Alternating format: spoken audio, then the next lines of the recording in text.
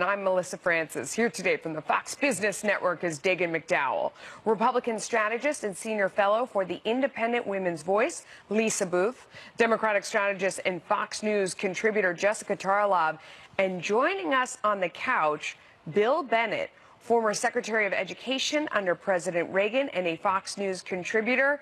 He is outnumbered, but we are outgunned. We are outnumbered. We are outgunned, without a doubt. Yeah. What a privilege to be on the couch with you, and what a perfect day to have you here. I have so many questions for you. I can't wait to get started. Think there's enough going on? I think so. You think? Okay. I think we have a fair bit going. Let's get to it. Lawmakers are gearing up for what is expected to be a historic debate over Justice Kennedy's replacement. Kennedy was known as a key swing vote on the high court, deciding how many critical rulings came down. President Trump at a rally in North Dakota last night calling Kennedy a great man and giving some hints on the type of candidate he wants to nominate. Justice Anthony Kennedy, a very special guy, and I'm very honored that he chose to do it during my term in office because he felt confident in me to make the right choice and carry on his great legacy. We have a pick to come up. We have to pick a great one.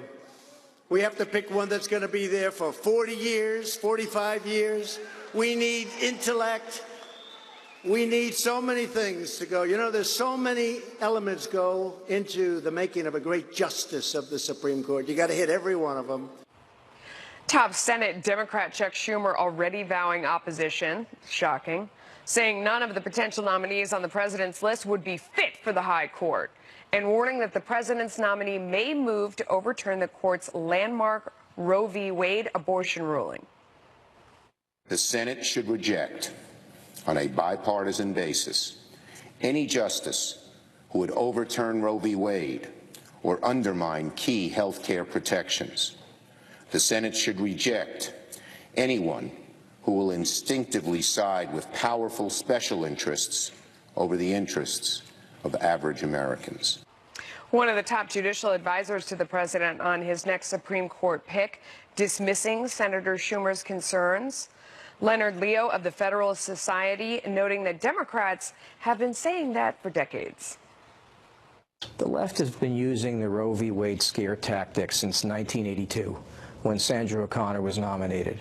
And over 30 years later, nothing's happened to Roe v. Wade.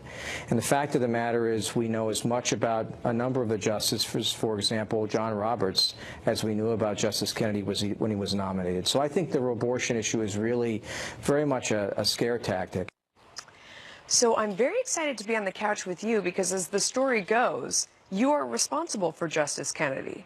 Tell us that story. No. That's a bit much. No, after when the process started, Bob Bork, of course, was famously borked. Borked, right? It's a verb now. And it was one of the worst things that ever happened. By the way, we talk about the civility wars now. Yeah. In the modern time, I think that's when it started, 87. Nothing like that had ever been seen before in recent times in the Senate. Interesting. The way he was attacked, back alley abortions and all that. And people were kind of shocked, but I think that was one of the great divides. Then Judge Ginsburg, a fine man, Doug Ginsburg, his name was up. Problem was, there were a couple problems, but marijuana was a problem. Not that he, as a kid, had smoked a joint once or twice, but he had smoked marijuana as a law professor with his law students. That seemed a bit much. A lot of people thought so. I made a call to Howard Baker, who was then chief of staff. I was Secretary of Education at the time, and I said, I just don't think this is going to work. And then he said, you better deliver it to the boss. So I talked to the president and said, I know Ginsburg, I think he's great, but this I think is just, we'll do it for him. Too bad. There were other people being considered, but, let's be fair to Kennedy. He voted conservative more often than not. Mm-hmm. The issue is he didn't vote pro-life on two critical cases, the Casey case and the recent one on gay marriage. And those are obviously third rail hot issues, and that is what got him in such a bad rep with conservatives. So as somebody who's looked at picking someone before, putting someone up, as you look at this list or as you contemplate this, what would you advise? What do you see? Can I be specific? Yes, please. I will take my former speechwriter. She's on the list, the 25, Allison Hyde. She's a Stanford graduate, University of Chicago Law School, Colorado Supreme Court, 10th Circuit. And that is a great list. This notion that you mentioned, you quoted somebody saying no one on that list is qualified. Right, Chuck Schumer. It's just crazy. Yeah. I mean, these are really good, really impressive people. And the people who put that list together should be congratulated. The president's got a lot to choose from. But despite all that, it will be a hot summer in the swamp. I'll tell you. Isn't it always a hot summer in the swamp? But especially hot. And the creatures will come from everywhere. But you mentioned a woman, and yeah, I'm going to make a feminist remark, but Mitch McConnell has to get all of the Republicans on board with whomever they put up. And wouldn't it be wise, if you want to get Susan Collins, who is very much pro-choice, Lisa Murkowski on board with the nominee, you pick a lady? Yeah. I think that would be smart, and it would also help cement President Trump, cement his legacy as someone who is an anti-woman. If he did something, it would be another credential to say I had Kellyanne Conway, Sarah Huckabee Sanders, now a female justice. As per the pro-choice Republican women, yeah, it would be nice to have a woman on the Supreme Court, but I think that they are really focused on the issues that matter to them. But I would say the real challenge is for Chuck Schumer to keep all of his senators in line, because there are 10 Dems up for re-election in red states. That's a great Joe point. Manchin, he's personally pro-life. Heidi Heitkamp has already said that she would be open to a meeting. And Chuck Schumer has faced this difficulty before with those senators, and we need those seats. And speaking of another woman really quickly, Amy Barrett. Yeah. Yes. She was put on the court by Scalia's Trump. clerk. Joe Donnelly of Indiana, Tim Kaine of Virginia, and Joe Manchin of West Virginia she won the support of those three. So, Mr. Bennett, can you respond to that? I mean, what do you think about those women that were mentioned? Do you think it makes sense for him to pick particularly a woman? Would you suggest that? I think it would help. I think it would help on that score, particularly when you talk about Heidi Heitkamp and others running. Makes it a little harder, I think, for them to vote, and Susan Collins, as was mentioned. But it's really hard to compare the credentials of those two women, for example. They're both excellent. But look, I'm playing favorites here because this lady wrote my speech about Western civilization at Stanford. I defended Western civilization, and Stanford wasn't sure. Right. You know, maybe yes, maybe no. So I'll forever be grateful to Allison. And yeah, anyway, yeah. And picking a woman also mitigates what we're going to see from Democrats. We're already seeing the attacks on Roe v. Wade and the abortion issue, the war on women. This is where Democrats want to take this heading into the midterm elections. And so if you pick a female candidate, pick a female nominee, that helps mitigate those attacks from the Democrats who are already gearing up to make that essential thing heading Well, into the midterm elections. there are plenty of women who don't care about protecting a woman's right to make her decisions about her body. There you go. Growing questions over how the Supreme Court showdown will impact the high-stakes midterms. This as Democrats have begun pushing to have the Senate confirmation vote delayed until after the midterms. Here's Democrat Senator Richard Blumenthal. And the Republicans should follow their own rule, the McConnell rule, that no vote on a confirmation should take place this close to the election. Republicans have a razor-thin majority. One vote going our way, and they lose that majority. So the appeal is also to our colleagues. And then we have tools available. We're going to make use of every tool in terms of parliamentary procedure available. The looming showdown over President Trump's Supreme Court pick also putting red state Democrats in a very tough spot. Jessica just mentioned this. A substantial portion of Democratic base will likely be opposed to any of the president's picks. But in the very red states like Missouri and North Dakota, where the president won big, it will be very hard for these Democrats to vote no on a qualified judicial nominee. And I would even posit that it might really hurt Democrats if they did hold over until after the election, because it makes it more of a voting issue, which, you know, Supreme Court on the right is probably the biggest issue. They can't hold it over. I mean, they can't. The Republicans can force the issue and get the votes, and I think they will. And part of it is they will get some sympathy. They'll certainly get sympathetic hearings from some of these red state Democrats. The other thing is, who is the person sitting in the dock? I love Bob Bork, but Bob Bork gave ammo. He answered questions in a way that made him seem perhaps a bit distant. You know, he said, "Oh, I'm not the kind of guy who loves the flag." There are other things, but then consider Gorsuch. I mean, how do you really attack a guy like Gorsuch? He will say, and even on the abortion question, I predict he will, whoever it is up there, will say, I will of course honor precedent, stare decisis, which the court does, and we will look at the facts of each case as it comes up. I mean, it will go over and over and over, but that'll basically be the response. I don't think the Democrats can stop it, particularly if it's a good, valuable, attractive candidate. Well, and to that point, this is a gift for Republicans who have been looking for an issue to try to energize the base, to get people to turn out. We saw this as a big issue for Republicans in the 2016 election, where President Trump probably did one of the smartest things throughout the campaign, was put together a list and put it out there of who he would choose as the nominee. That was a driving force. And it also helps Republicans, as Bill pointed out, and as Jessica pointed out as well, if Democrats do come on board, which they probably will, because it looks like a bipartisan effort as well in this nomination process, Chris Steyerwalt confirmation was just process. talking about this on America's Newsroom, that the Republicans will inevitably pick up a couple of these red state Democrats who will make the calculation this was going to happen anyway.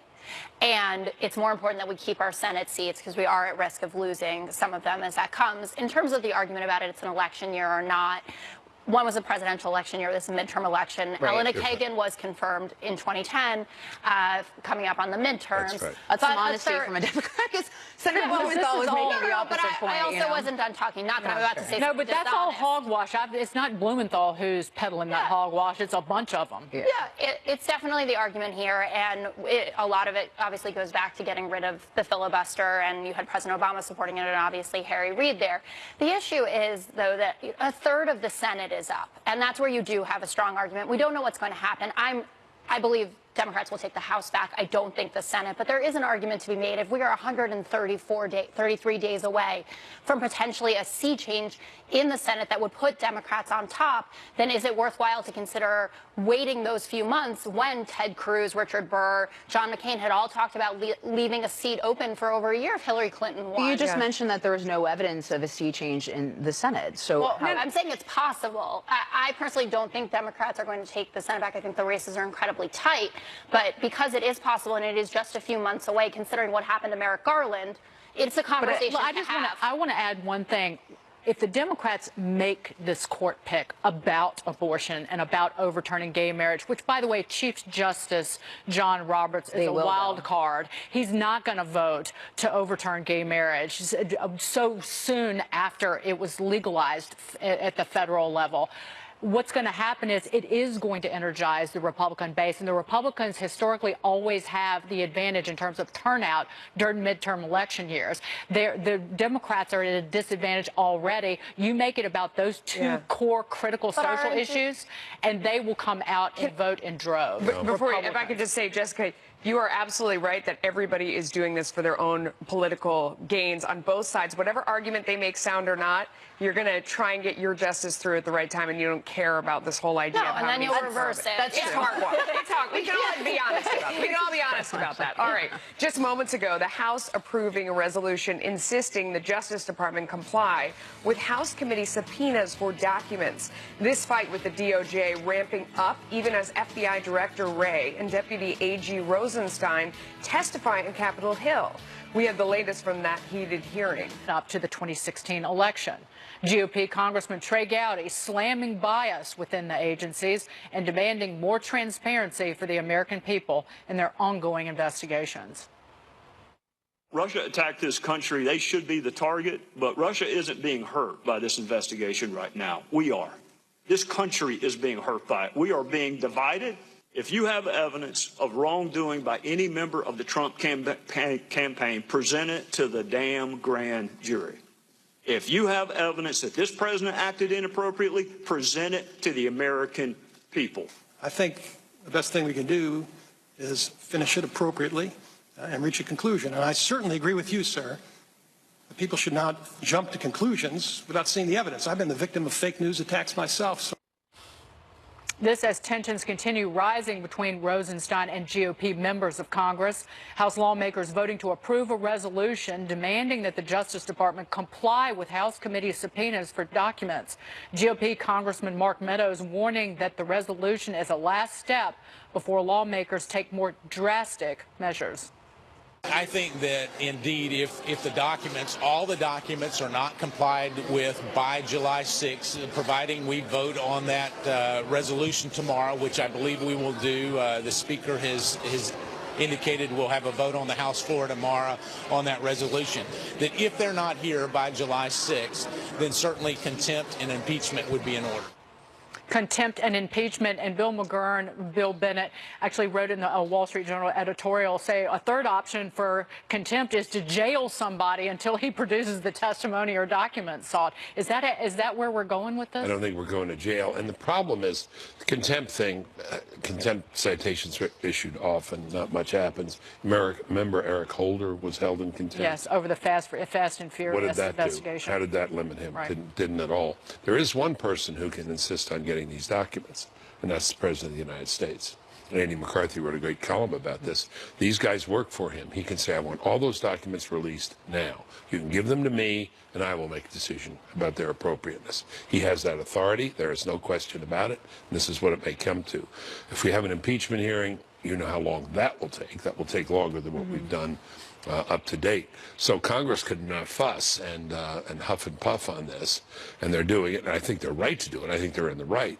But the person who can cut the Gordian knot is the president. I think he should. Yes, I do. Well, and I think the hesitancy for the president is the obstruction of justice allegations, and so I think he was concerned about sort of emboldening, Democrats on that issue. But I think that's sort of been taken off the table with the IG report. You look at Director Comey's actions as he was the FBI director, clearly out of line, doing things that were unprecedented, doing some of the same things he was criticizing and investigating Hillary Clinton for doing. So I think that's largely off the table. And even in his own memos, he talks about the fact that President Trump wanted him to investigate the issue, seeing if there is any evidence of collusion. So I think that's largely taken off the table. So President Trump should intervene and direct Wray and Rosenstein to comply. Yeah, I've heard this, that it would be obstruction of justice. Kind of an odd argument to make when a person says, release all the documents publicly. Right. Yeah. Let's see what's there. How is that obstructing justice? That seems to me, sunlight's the best disinfectant. Justice Brandeis said, let's see the sunlight. I'm all good with the sunlight. I think that we can't say until the Mueller probe finishes what's actually off the table and what's not. And there are people who are saying you could, release it in pieces, right? If there's one piece of the investigation, because we know that there are three prongs to it with financial crimes, collusion, and obstruction of justice. If financial crimes, for instance, are done, seal that up and then go on to the next thing so that we can finish up time-wise. But I find it amusing to see Trey Gowdy so frustrated with how long this is going on when he was in charge of the Benghazi investigation. And we know that these investigations, if you look at Iran-Contra or Whitewater, can go on for a lot longer than this. And people are not up there screaming, this has got to be finished up. You know why it's frustrating? It's frustrating because it is intentionally casting a cloud over the president. And it's frustrating because when you see text messages that say, we will stop it at the exact same moment that exact agent who wrote that text is opening an investigation into the president. Well, you don't even need to know anything else. Well, we need an explanation on that. We need to know what that's about. When that same person disparages all the people that voted for the president and his job, that person who's disparaging an entire swath of people he's never met, his job is to protect those people and to investigate those people. Right. That's really frightening. Bill, I want to get your final comment on this before we move on to that very FBI agent. We wouldn't even know about these text messages if not for the Inspector General investigation.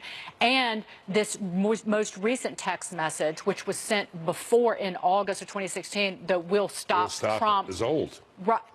It was only uncovered because the Inspector General used Department of Defense technology. The FBI didn't hand it over. Rosenstein wasn't going to do anything with it. They weren't going to do anything with it. That's right. And they were quite. I mean, how astonishing is that? It's astonishing, and one cannot help but believe there is more. Because this was uncovered late, and it's old. As you said, this didn't just happen last year it happened. Moving on to Peter Strzok, new reaction to that FBI agent Peter Strzok's closed-door interview before joint House committees yesterday on Capitol Hill. President Trump tweeting this, quote, lover, FBI agent Peter Strzok was given poor marks on yesterday's closed-door testimony and, according to most reports, refused to answer many questions. There was no collusion, and the witch hunt headed by 13 angry Democrats and others who are totally conflicted is rigged. Meanwhile, we're learning Strzok reportedly told lawmakers that his personal political views did not impact his decision-making in the Hillary Clinton email probe or the Russia investigation. Here's more from Congressman Mark Meadows, casting doubt on that explanation. I don't know how you read the text. I don't know how any reasonable person reads the text and would suggest that there was no bias. There is new information that was not included in the IG's report. None of my concerns about political bias have been alleviated based on what I've heard so far. Bill Bennett, your reaction to that? Because I don't think that anybody watches this day in, day out and knows what we know and thinks it started and ended with Peter Strzok, despite the fact that he's the one who wrote the electronic communication that launched the Russia probe in the first place. Let me just take another piece of this, because this is the weirdness of Washington. Yeah, please explain it. No, I mean, because remember, didn't I hear correctly? Peter Strzok and his lawyer said, get him in there. He is so eager to tell his story. He's tired of being vilified. He doesn't want people to think he's a creep. He goes in there and he tells his story, and the story is, I've been advised not to answer that question. Oh, there you go. Thanks very much. Thanks for all the help. So apparently he did refuse to answer almost all of the relevant questions. I think you have to put common sense on hold, not to believe that these endless exchanges did not make a difference. Also, you know, I mean, what's the most important thing about most important thing about a judge, maybe about anybody, is what's in your mind. You know, what are you thinking? What are your intentions? And these were not things said, you know, at a bar in Washington late night after work. Right. These were said during work hours, and they talked about actions that would be prepared to take it. What happened to the insurance policy, by the way? Right. When did we find out about that? I just want to clear up one thing. The insurance policy text was sent after the "we'll stop him" text. We found out about the insurance policy text first, but the "we'll stop Trump" text message preceded that, and that was after the Russia investigation was launched in late July of that year. But they're trying to make Strzok and Page the scapegoats here when there were so many more that were just as guilty. That other text, Trump supporters are all poor, middle class, uneducated, lazy POSs. This is a different agent. Graham. There you go. Wait, text message about the Southern Virginians and the Walmart. That's me right there. But replace Trump supporters with an ethnic group or women, and you wouldn't let that FBI agent police anyone. I mean, you wouldn't let them investigate anyone. But is it because he says Trump supporters are all poor, middle class, uneducated, lazy POSs? I mean, you wouldn't say, well, it didn't impact his work that he characterizes that entire ethnic group that way. Well, and also, to Bill Bennett's point, this is the argument that Democrats are going to be making with President Trump's Supreme Court nominee. What's in the judge's head? Do they have any perceived bias? Sure. This is what we're going to be hearing during the confirmation process from Democrats. But to Mark Meadows' point about bias, it was the Inspector General who said that Peter Strzok not only indicated a biased state of mind, but a willingness to take action in putting a preference over the Russia investigation than the new information regarding Anthony Weiner's.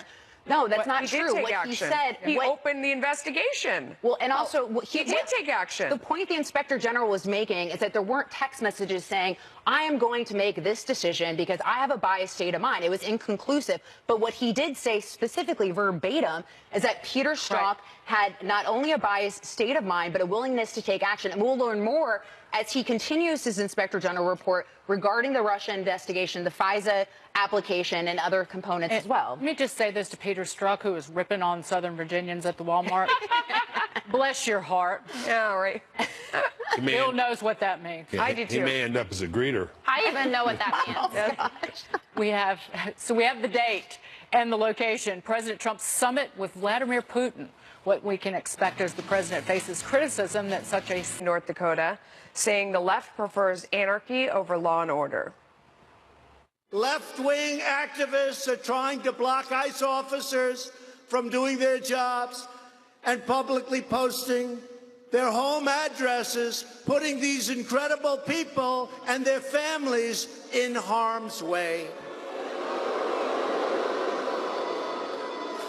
These radical Democrat protesters, they really want anarchy, but the only response they will find from our government is very strong law and order. Meanwhile, Vice President Mike Pence is in Central America, highlighting the roots of the immigration crisis, countries devastated by violence. Your thoughts, Bill? Well, what's interesting to me about all this, obviously there were heart-wrenching scenes across the board. Some of them turned out to be false and phony, like time cover and so on. But never pretty to see children separated from their parents.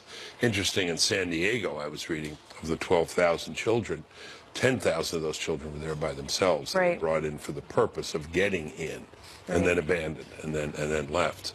But I would draw a political conclusion. This was about as big a howl as we've had, I think, against President Trump. Maybe the Muslim ban, so-called Muslim ban, but people screaming and look at all the stuff on TV and Republicans, and it turned out to be a political win for him in terms of the polls. I'm not saying reduce this issue to the polls, but it was interesting to me that the public was staying with him and the moderates were staying with him. Because, as I think it was Selena Zito said, Trump's critics, know what he says, but they don't know what he means. And Trump's supporters don't pay that much attention to his words, but they know what he means. They understand what he means. And what he means is, we've got to do something about this. You've got to have a country. And if your policy is, well, if you show up with a child, you just get in, catch and release, that just isn't going to work and won't fix it. So where the public put the responsibility is the people who are bringing the kids. And there was a Rasmussen poll that found that. It was from about a week ago. It found that 54% of likely voters say the parents are more to blame for breaking the law. Only 35% believe the federal government is more to blame for enforcing the law. And that was at the heat of the rhetoric. That was in the middle of the heat of the rhetoric. Yeah. There's no doubt that this is on parents, because a 5-year-old doesn't wake up one day and say, I'm just going to go cross the Rio Grande and see where I end up. But President Trump's personal popularity has been dipping back down. So the polls are not in his favor in that way. I don't think that this has been a win for Republicans. I think that they have been effectively painted as the face of children in cages here. And the president has been winning on immigration. That's something that certainly helped him in 2016. But if he's not going to be part of a constructive conversation about how we can deal with these kids, deal with dreamers. Your perspective like that, it very much echoes what the Democrats are thinking, and I think that's how... Well, I am one of them. I know. So, I think that staying wedded to that perspective you lose elections doing that. I think because you don't see how the rest of America is really taking this in. I mean, anyone who's a parent is heartbroken and devastated by the thought of all 12,000 of those children, any of them that have come up here and are sitting there, and you say to yourself, this is a bigger problem than throwing tomatoes at each other. We need to figure out But I don't think Democrats are not saying that, and it's this administration that implemented zero tolerance. You're saying that President Trump is the face of those children, and it's painting him in a bad light. And I don't think that's true in a lot of America, and ignoring that is how you lose elections. Well, and Democrats have also been patently dishonest throughout this entire debate. One, there wasn't a zero vote from a Democrat on the compromise bill, so clearly they're not that concerned in solving this issue.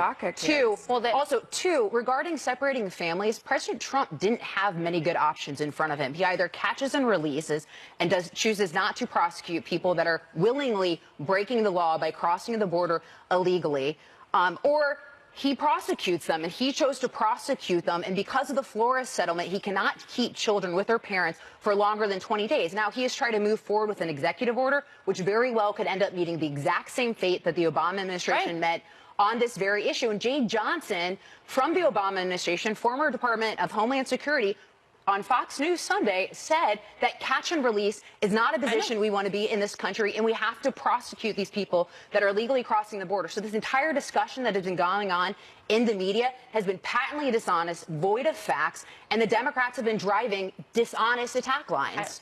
There's no more time left, but I have things to say in opposition to what you said. Yeah, but these phony photographs play into the president's narrative. But the media makes things up. There are thousands of other kids. Just to make one more point. Go ahead. There are As for the time cover, I think that was a mistake. We talked about the journalistic standards there. That doesn't change the fact that there are 2,350 children right now who are still not with their parents. And that Jeff Sessions has been very clear about his zero tolerance policy, which is a departure from the Obama administration. You know what the growing problem is? Since this budget year is unaccompanied minors. That's up 4% this budget year. The number of families coming in, but the number is we down. have illegal we haven't solved the is way immigration down. problem, and it feels like we're not any closer, and I think that's frustrating for everybody. We now are learning more about the president's sit-down next month with Vladimir Putin. Security advisor John Bolton sealing the deal after meeting with the Russian president in Moscow. This meeting is not sitting well with the president's critics. Democratic Congressman Ted Deutsch of Florida, who sits on the House Foreign Affairs Committee, said this.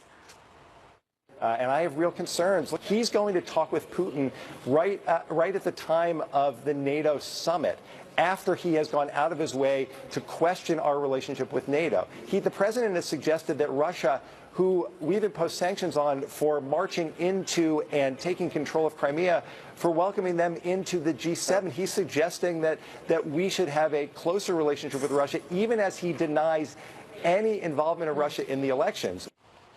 So, Bill, I want to start with you. As the congressman pointed out, the Democrats' line of attack is President Trump is rejecting our traditional allies, embracing people like Vladimir Putin and North Korea. One, what's your response to that? And two, do Americans care about that line of attack if they're seeing gains? For instance, NATO allies are paying more, which was part of President Trump's efforts in sort of forcing them to do so? Yeah, he was telling the NATO people to ante up, do more. We're taking a larger share. They should do more. See no problem with talking to Putin. President Trump just happens to pack more into a week or a month than most presidents do. And his policies, whatever his words, have been tougher on Russia. Now, if he puts in the same month meeting with Putin and having Alex Ovechkin of the Caps to the White House, he may get in trouble because that's two Russians in 1 month. By the way, Putin was at Alex Ovechkin's wedding. I don't know why I told you that. I like gossip like that. Well, I'm just thinking. Yeah, we love the little extra tidbits that we get from Bill. There was so much fuss about the Philadelphia Eagles not going. When the Russians on the Washington Caps go and he shakes hands with Alex Ovechkin without the tooth, there's going to be a lot of talk. Well, and just how do Democrats continue to try to hold President Trump up as some sort of Putin or puppet of Putin? Yet you look at the actions that his administration has had, aggressive sanctions, a move towards energy independence. You look at beefing up missile defense. So how do those two things align? Well, they align because the president is still tweeting. Putin tells me that they didn't interfere in the elections. And that's one of the things that the intelligence community has been very clear about. That has been embraced on both sides here. I see Bill wants to get back in, and I don't think it's about gossip. So I think that's where you go with it. There are people who have commended him, obviously, about these sanctions, huge critics like Bill Bradders of the world, Gary Kasparov, for instance. We need to continue to go further and continue to apply pressure. The circumstances under which they will meet, will this be private? Will it just be them and translators, for instance? Who else will be there? You also heard out of the meeting with John Bolton that he said something like, I want to talk about how you've pulled off the World Cup so masterfully. That's not really saying, hey, you know what, you're a murderous thug. Or we're saying, like, hey, great game. Bill, what's your response to that? Because I see you wanted to get in here. I think Putin wants the meeting. Look, they've got some nuclear weapons. Other than that, it's a big gas station. But you know what's making them nervous? No one making them nervous is Star Force, what the president announced the other day. You remember at Reykjavik, what made Gorbachev really nervous was Star Wars. He thought we were going way beyond them. He wanted Reagan to stop. It's very interesting because Reagan went back with his advisors and said, are we really that far along?